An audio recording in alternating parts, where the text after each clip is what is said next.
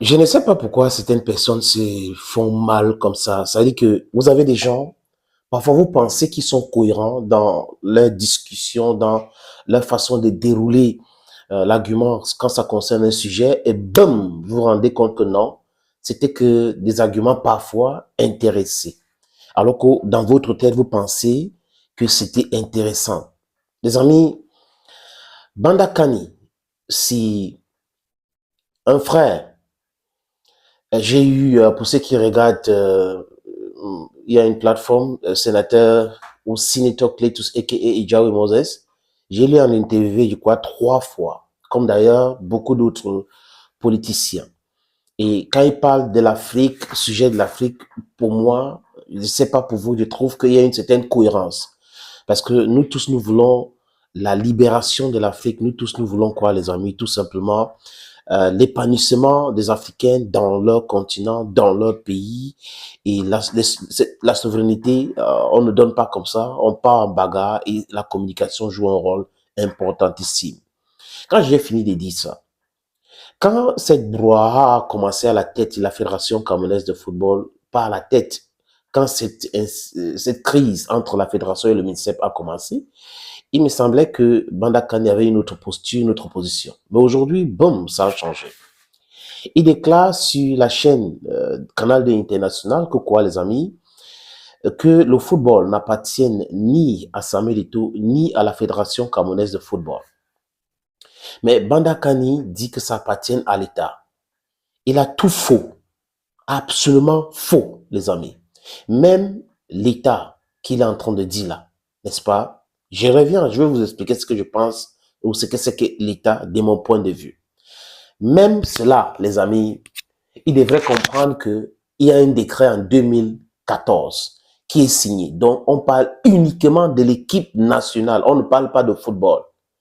Sinon, le journalisme appartenait à l'État, les journalistes appartiennent à l'État, sinon les partis politiques appartiennent à l'État, sinon les dockers appartiennent à l'État, sinon les chauffeurs taxi appartiennent à l'État, sinon les mototaximans appartiennent à l'État, sinon il y a beaucoup d'autres, les infirmiers appartiennent à l'État, sinon tous ces différents secteurs appartiennent à l'État, les amis.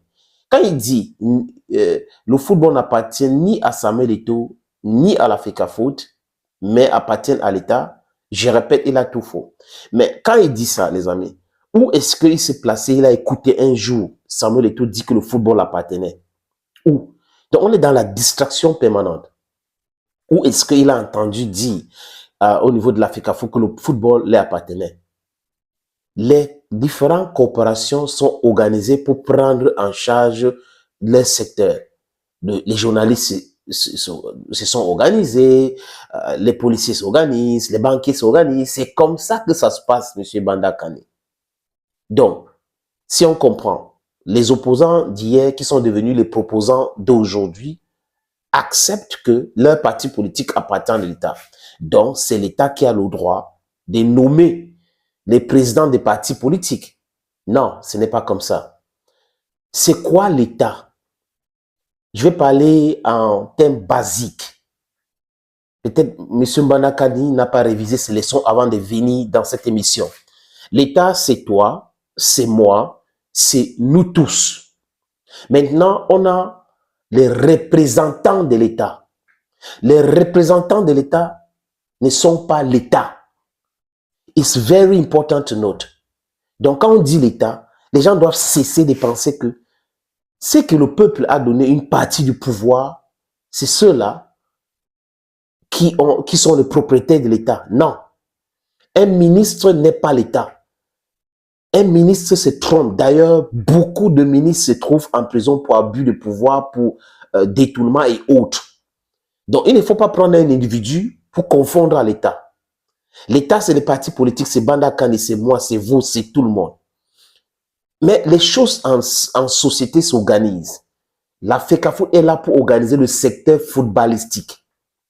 Compte tenu de beaucoup de réalités, parce qu'ailleurs, ce n'est pas les représentants de l'État ou l'État, le peuple, hein, qui contrôle une partie de football. Parce que là, quand on parle de football au Cameroun, quand on dit le football appartient, non, non, non, l'État ne s'intéresse pas. Les représentants de l'État ne s'intéressent même pas à ce qu'on appelle le football féminin, le championnat local, ça les intéresse pas, les autres équipes nationales, mais l'État s'intéresse uniquement aux lions indomptables. Donc, si M. Bandakani voulait dire que les lions indomptables appartiennent à l'État, on devait comprendre à partir de ce décret. Mais il y a un décret qui a été signé et ce décret fixe les limites de tout un chacun. Mais si on ne respecte pas ces mêmes décrets et on vient vous sortir les hautes instructions alors qu'il y a les lois qui existent déjà, vous trouvez que c'est normal?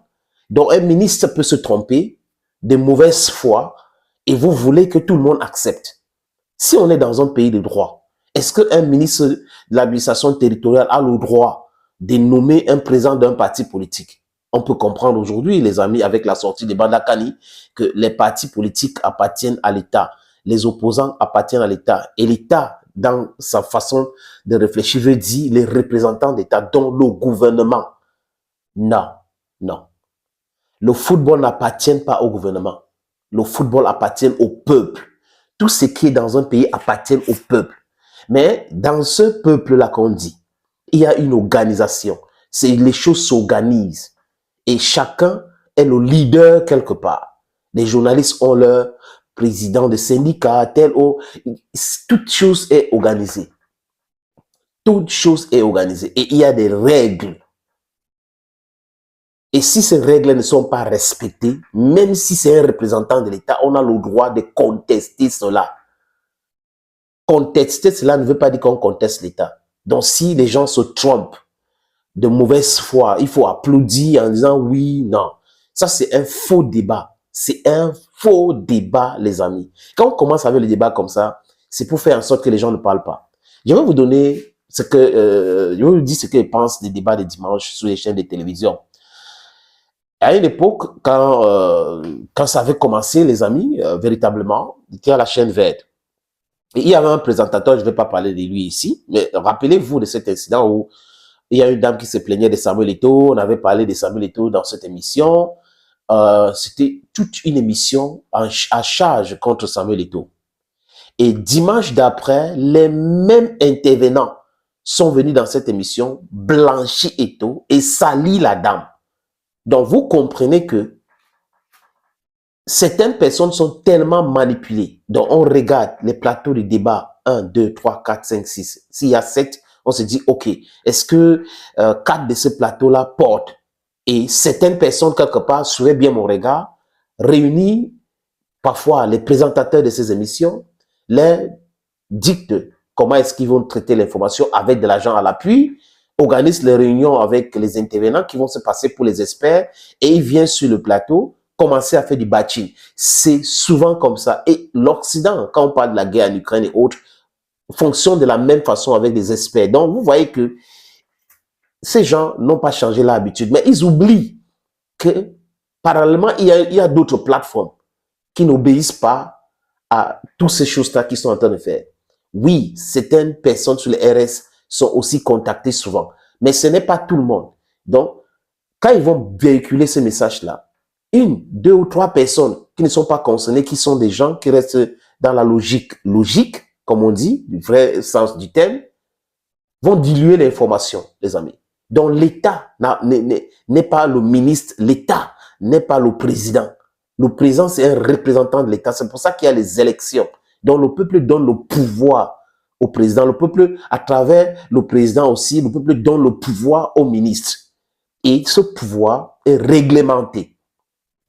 Donc, ces représentants-là n'ont pas le droit de la vie ou de la mort aux citoyens qui détiennent véritablement le pouvoir. S'il n'y a pas un leader quelque part dans un secteur, ça ne marche pas. Donc, venez nous dire, avec beaucoup d'ignorance, que le football n'appartient ni à Eto'o, ni à la Fédération camerounaise de football, mais ça appartient à l'État, c'est mal connaître le secteur.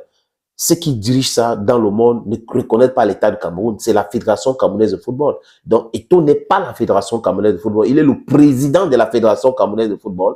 Et pour cela, ici, il demande qu'on respecte ce que dit les textes. C'est normal. Donc, ce n'est pas un problème de bras de fer. Ceux qui veulent les problèmes, ils savent pourquoi. Ils insultent, ils racontent des choses.